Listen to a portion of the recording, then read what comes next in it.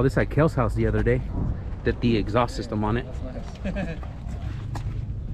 Shout out to the boy KELLYBUILT. Yeah.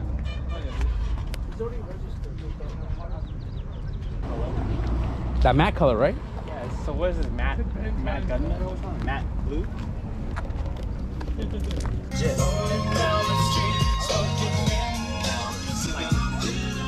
I just want to put the soccer highlights.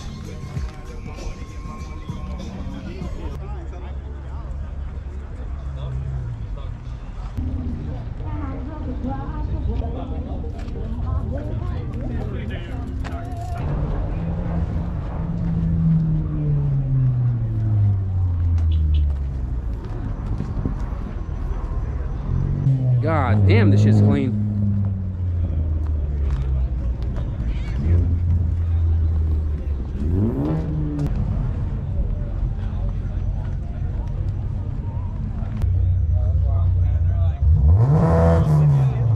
Making R&Rs. Look at that. With caps. DAP.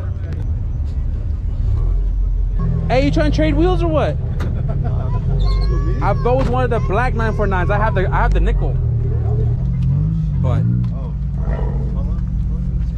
I love 949s. I ain't gonna lie to you guys.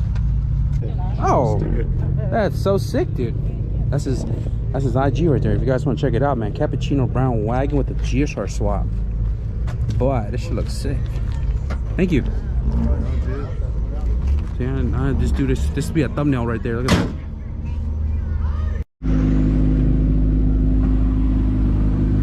A lot of EF hatches out here though.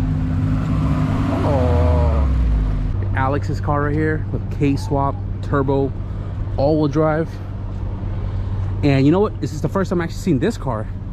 Last time I saw this car was taken apart. This car is also all-wheel drive. Oh, and Marco's car is all-wheel drive too.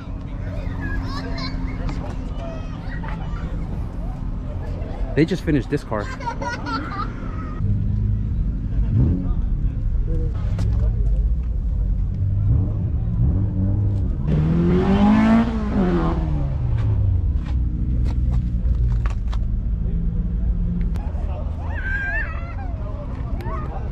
Oh, bro, your oil cap's gone, my boy. Oh, what the fuck, dude? What is it, all cap delete? Oh, what are you doing? What are you doing? Fuck. Where'd he go? You know what happened? When Right there, right there. When I left the I house, see it. bro, I was checking the oil. It's right there under your intake manifold. This is the homie right here. That's you. Hey, I'm glad we were able to pop his hood and check out his setup because he had all that oil everywhere. And he was about to take off too, but lucky we caught it, man. Lucky we caught it. You gotta shine up. Yeah, you gotta shine it up with oil. What? Just in this motor right now. Bro, I was like, what do you got in here, turbo? He said yes. I was like, I got a CA. Pop the hood and yeah, that thing is gone, my boy. You don't need McGuire's, man. You need 10W40. Yeah, you need 10W40. This shit looks fire though, man. Got the homie Carlos's car right here, that SEMA build. And I think this car was also on this versus that Hoonigan. Fire, bro.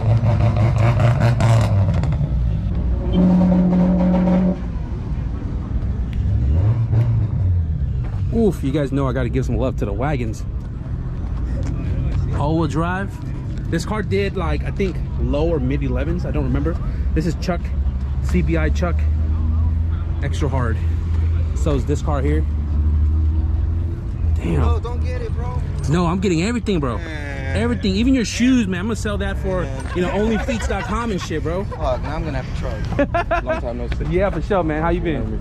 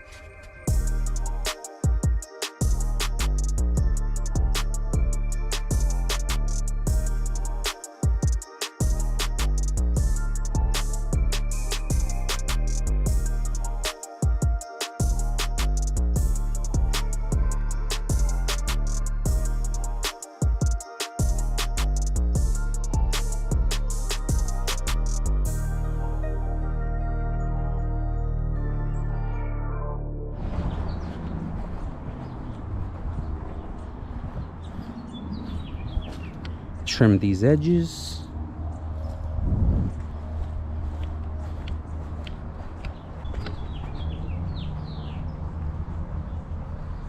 Got Esai out here with his Element. Just, you know, taking a quick little look at his engine bay because we're gonna strap a turbo to this soon, right? Yes, sir. Yeah, you already know that Element, you know, 5-speed, all-wheel drive. Quit playing. We're gonna be boosting this thing soon, you know.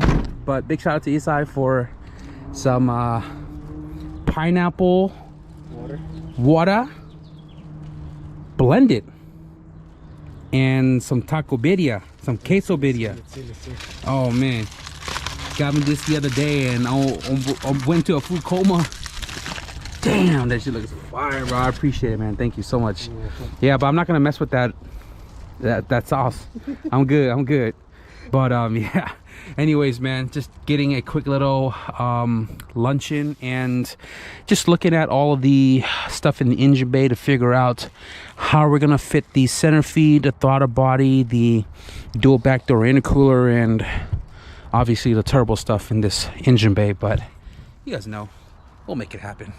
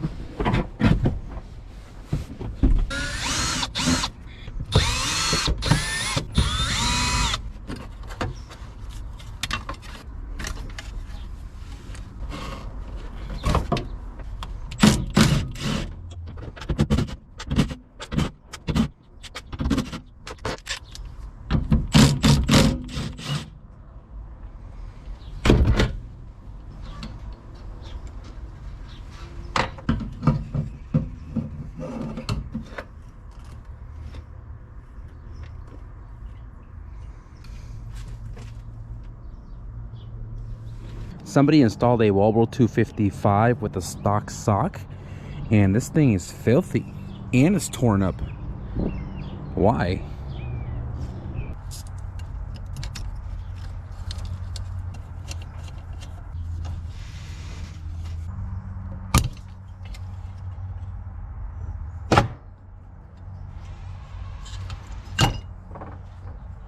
TI Automotive 450 fuel pump. Definitely a must if you're running E85. Big shout out to BRFITTINGS for also including the install kit. Has the filters,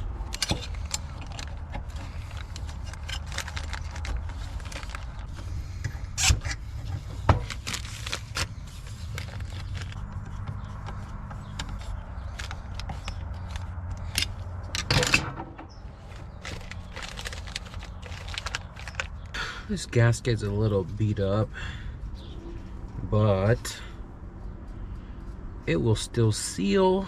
Got the Walbro 450 all wired up. We got the ground re-tapped because it was stripped from the previous install, and the power cable installed as well too. We are going to run this on a relay system, and we'll do that after I install it. First and foremost, remove baggie off filter.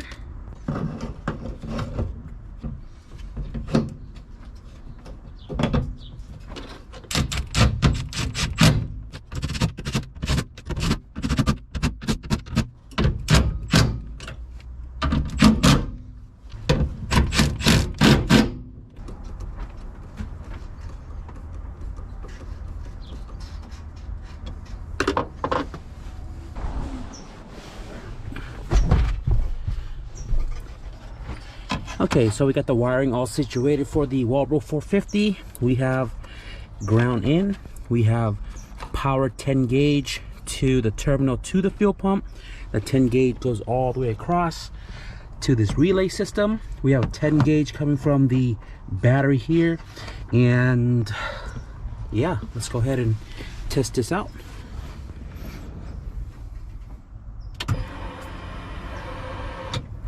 Yes sir.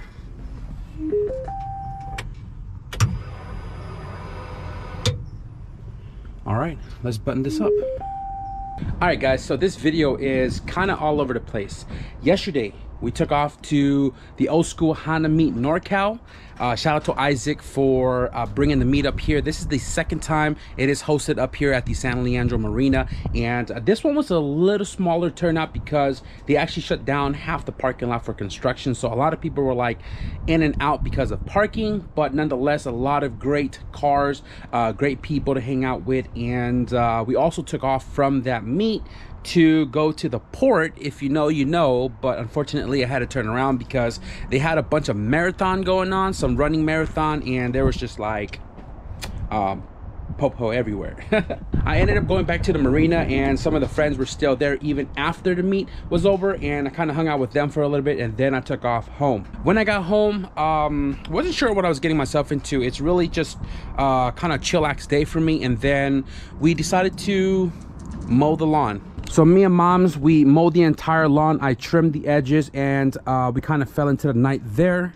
And then today we came out, we installed the Walbro 450 fuel pump, or TI Automotive 450 fuel pump, in the car with the relay system. The car turns on, the fuel pressure went up about 2 psi, which is about 57 right now, which is not a big deal. And I also kind of whacked the weeds in the backyard because I couldn't get to my parts. Granted, those thorn bushes were like yay high. Yay high. Obviously we fell into the night here, and there's not much more I'm going to do here in the garage. Project Blueberry is practically ready for its tune, which is actually rescheduled for this Friday in a couple of days.